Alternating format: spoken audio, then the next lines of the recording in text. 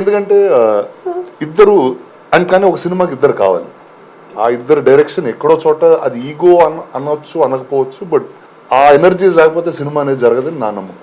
And కొన్నిసార్లు అది ఆ రిలేషన్ అనేది ఇప్పుడు బాగున్నప్పుడు అది హెల్తీగా ఉంటుంది.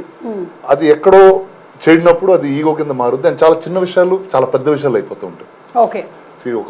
అండ్ నాకు తెలిసి కానీ ప్రొడ్యూసర్ డైరెక్టర్కి ఈగోల కన్నా ఒక యాక్టర్కి డైరెక్టర్కి ఈగో క్లాష్ వస్తే అది చాలా డిస్టర్బింగ్ ఉంటుంది. ఎందుకంటే ఇద్దరు క్రియేటర్లు ఒకళ్ళు చెప్పిన కథ ఇంకోళ్ళు పర్ఫామ్ చేయాలి.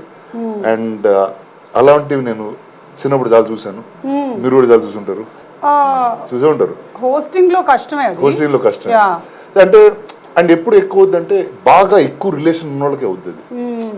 ఇప్పుడు ఒకసారి ఒక సినిమా చేసిన వాళ్ళకైతే అవ్వదు, అది తక్కువ. ఎందుకంటే you also just get to know the person, ఈ ఎనర్జీ ఉంటుంది. కానీ ఎక్కువ సినిమాలు కలిసి చేసి ఎక్కువ ట్రావెల్ ఉన్న వాళ్ళకి ఎక్కడో ఒక మిస్అండర్స్టాండింగ్ వస్తుంది.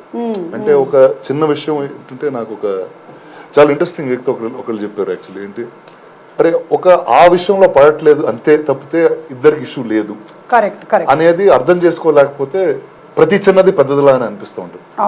ఒక చిన్న మార్పు కూడా వేరేలాగా ఉంటుంది.